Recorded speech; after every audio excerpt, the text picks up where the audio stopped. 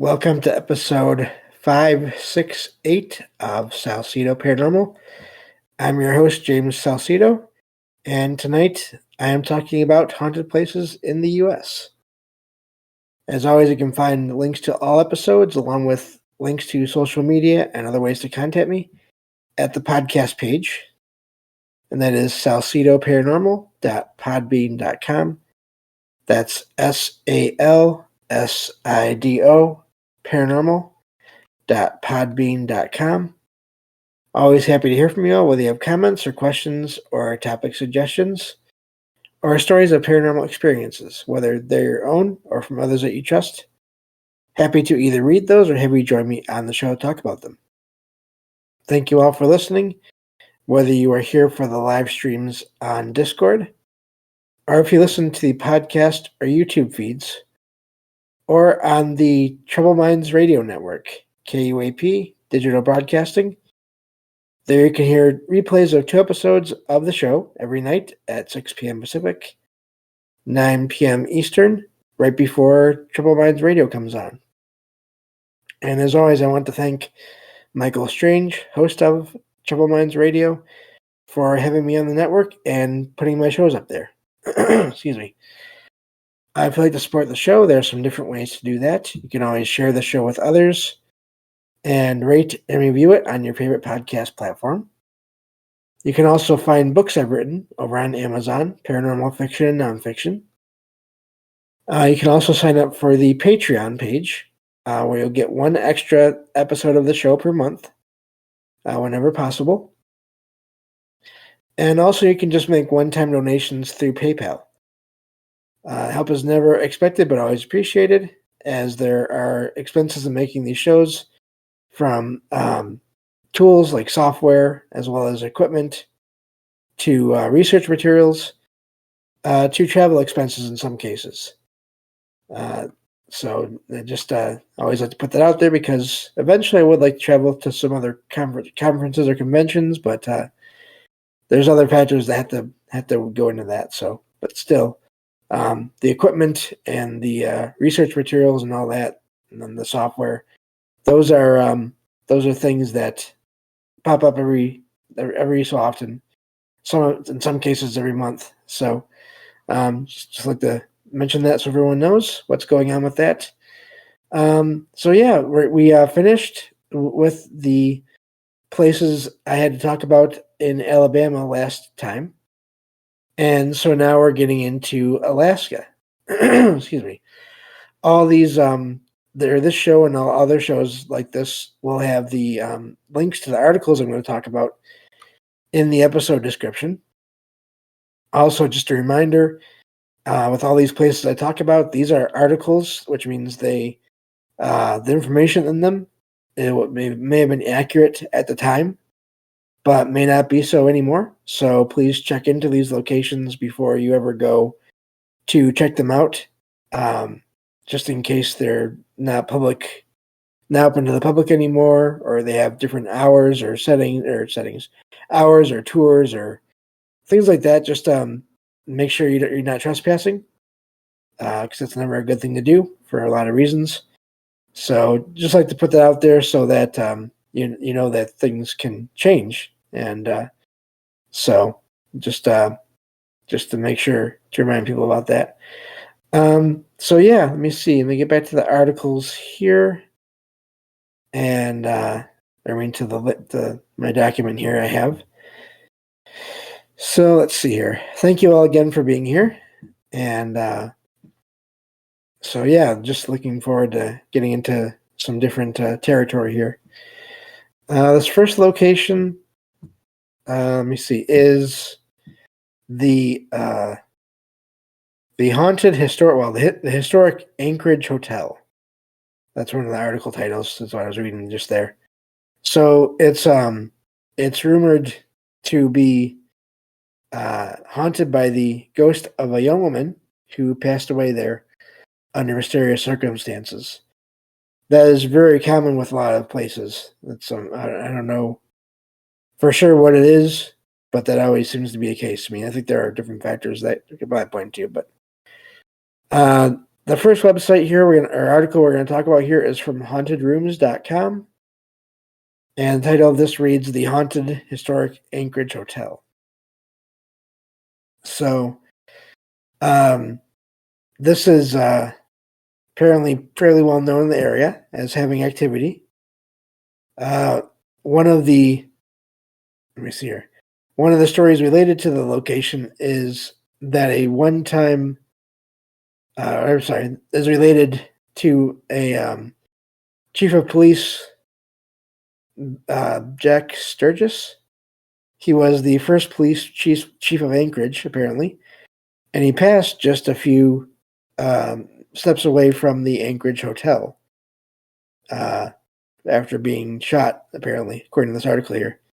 And it said that he visits the scene of the crime every year to find his killer, as the murder has remained unsolved to this day. Several people guests have reported seeing this apparition of, different one now. Moving on to a different sighting here. Several guests have reported seeing an apparition of a young girl there as well, walking in the second floor hallway. The television in a couple of the rooms will turn on and off on their own, as well as faucets in some of the rooms. Sinks and tubs will run on their own despite regular checks by plumbers. So that is, I guess they were trying to rule out any problems with the actual mechanics there by mentioning that plumbers have been there to check everything out. There's also a ghost of a young woman that was there, seen apparently by people wearing a wedding dress. Believes the story goes that she was heartbroken after her groom failed to show up on their wedding day. That is a really common story. Some of the details, there'll be different ones in different cases in different places, but that is really common. So guests have also reported seeing pictures fly off of the walls and various faces and features appearing in the hotel's halls. So there you're talking about almost, I guess, floating faces, which can be a thing. I've heard of that before as well. Hotel employees, this is about some of their experiences. There's enough activity apparently where they usually have to, or they keep a diary to log all of the activity. So that's amazing because that implies there's a lot going on there as far as activity. But getting to the history of the location, according to this article here, says that, let's see here. Okay, here we go. Lost my spot. I got it now. It says that Anchorage was still just beginning when the original hotel was built at the corner of 3rd Avenue and East Street.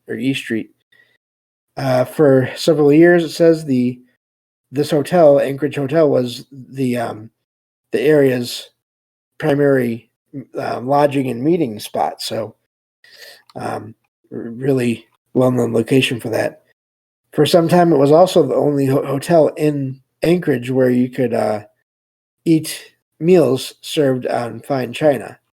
Again, going back the further back you go in time, the more rare that kind of material is to be just available anywhere. There was also apparently the hotel's most famous guest was an artist by the name of Sidney Lawrence. Let's see here. It says most of this artist's later years were spent in Alaska. And he had a painting studio which was located in the hotel's lobby, apparently. So for a while, the hotel served as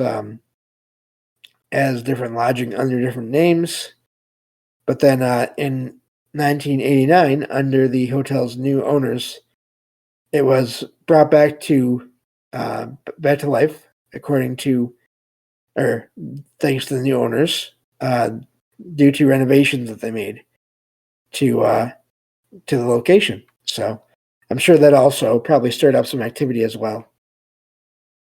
And now it's known as a well-known, important part of the city itself. So let's see here. Looking at the rest of this here, I think that's okay. I think that's it for that one. So yeah, that's it for the first article there. And we'll get on to the next one in a moment here. Just want to check on everything. Okay, everything looks like it's all right. But yeah, so that's the first article. And moving on now to the second one. And I have some other locations, so if we do get through the second one fairly quickly, we have more to go on. So this is from another fairly common site that gets brought up in a lot of these shows, which is onlyinyourstate.com. And the title reads, "The story behind this historic or haunted historic hotel in Alaska is truly creepy." It says that apparently, according to this website, they know what local travel experts are looking for. So this is one of those locations that is made onto a lot of their lists. Let me see here. So apparently this hotel has been there for over 100 years. Obviously, it's been there. Well, I guess not obviously. But anyway. Let's see here. Apparently, at one point, this is getting back into the history of the location. In 1964, there was an earthquake in the area, and then so that's what led to some of the other strange things that happened there. Apparently, according to this article here. I see. Did I read that date right? Yeah, 1964. Okay.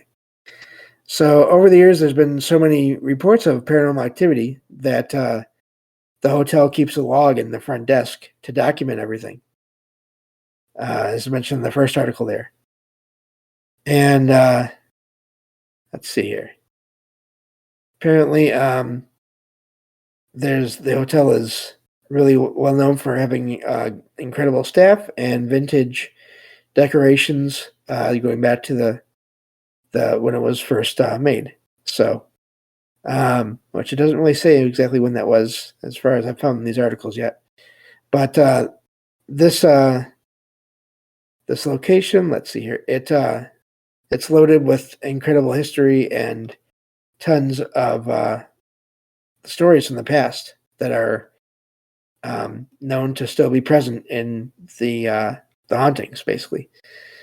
And so apparently it's been around for over a century, as the article says now a couple times. Let's see here. It's talking about the earthquake again. So after that, it became. After that, it started to. That's when the ghost story started. So it was okay. Here we go. So it was built in 1916. So it is over 100 years old. And it's one of the. The article says that maybe one of the most impressive things about the hotel is that the building actually survived the 1964 earthquake. This was apparently a 9.2 magnitude earthquake. That's that's up there. It's said to be the most powerful recorded to date in North American history, and the second most powerful in the world. I had no idea about that there was such a major earthquake in Alaska. Says that in Anchorage alone, there were countless houses and buildings and streets and other forms of infrastructure that were completely destroyed thanks to this earthquake. But this hotel somehow survived despite all of that going on. And so in 2016, the location celebrated 100 years of being there, and it was put on the National Register of Historic Places and is the only historic hotel hotel in Alaska's largest city, which is Anchorage. So let's see here.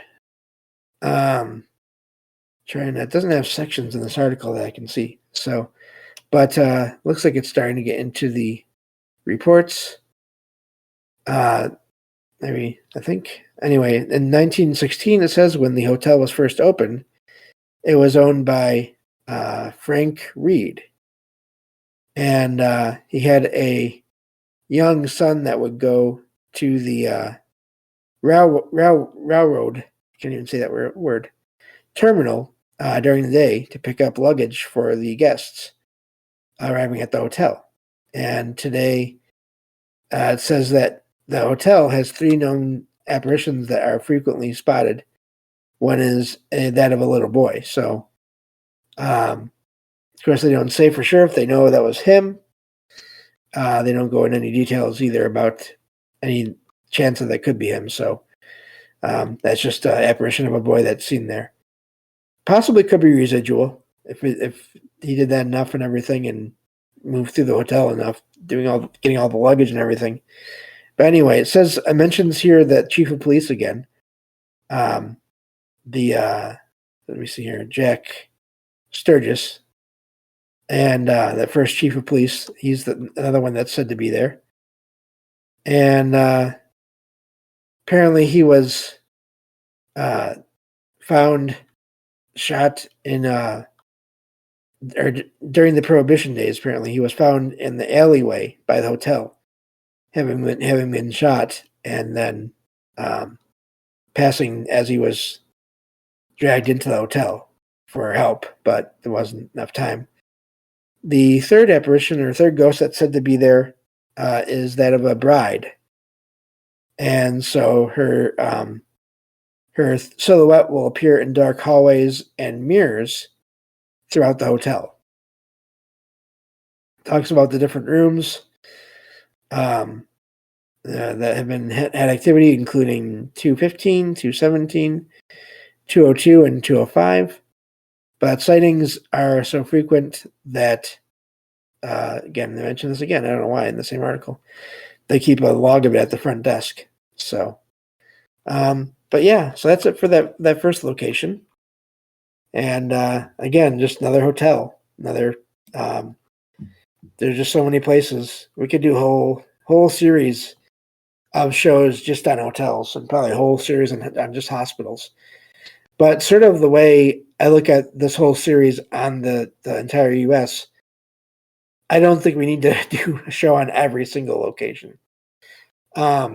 Just because there's enough commonalities. If you do enough locations or talk about enough locations, where the only things that will change will be the names and the locations and certain details, but there'll be a lot of similarities. So, let me see here.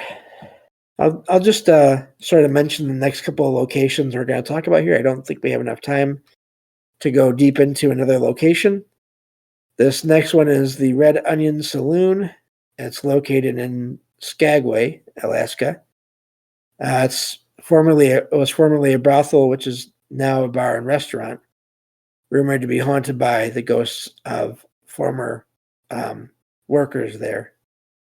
So, and that is another kind of location that there's a lot of those kinds of locations, those kind of brothels and stuff like that from the past.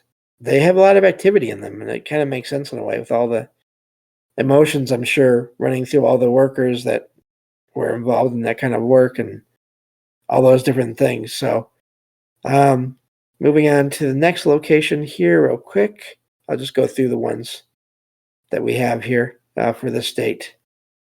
The next one is, once I scroll down a little ways, so I have a couple of long articles on this Red Onion Saloon. So, but yeah, this second article. So this will probably definitely be its own show. And moving on to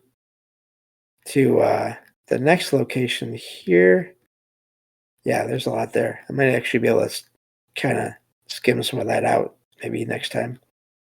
But there's also the Jesse Lee Home for Children. This is was an abandoned children's home in Seward, and I believe that's been since these articles came out torn down. I believe, if I'm reading the articles right. Either way, it's one of those places that is not in operation as that anymore, as far as I can tell here. Let me see here. Other locations include, let's see here, the Kennecott Mines. That's another kind of location that has activity in a lot of cases. You have people in there in dangerous conditions.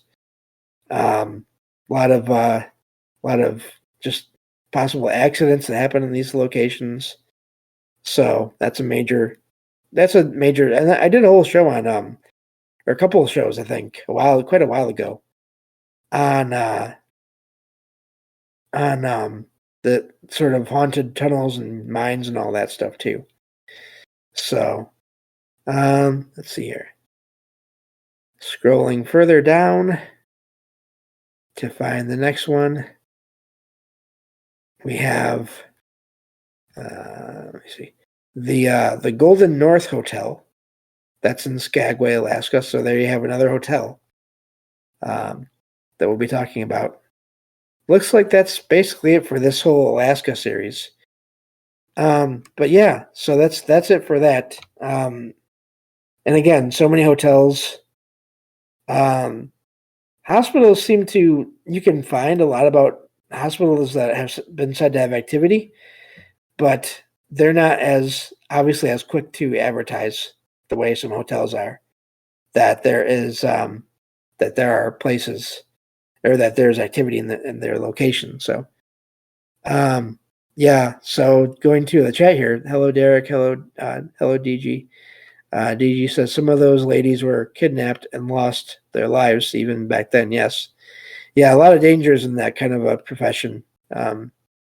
Especially since, the further back you go, there was not technology to sort of aid in any kind of security or safety or whatever, and not to mention laws and whatever else. So, yeah, a lot of that kind of locations, any kind of a brothel location, I've seen that used in a lot of paranormal reality TV shows. They're fairly common. It's not that so much that the group searches out like the groups in those shows really search out places that were brothels.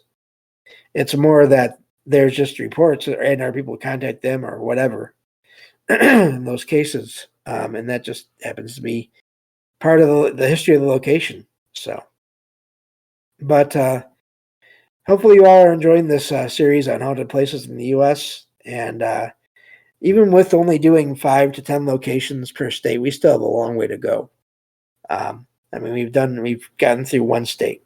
We're on the second state. We have 48 more states to go. Plus, I'm sure we'll have to do a little section on the Washington D.C. and places like that. So this will be a good size ongoing series for quite a while. And then when Puerto Rico, could definitely do that easily. And even when that's done, what we'll probably do is just add one more book review and True Paranormal Stories from the Web episode each week. So there's 3 and 3. So, but thank you all for listening. That's all the time we have for this episode. I will talk to you all next time on Salsidoparanormal. Take care.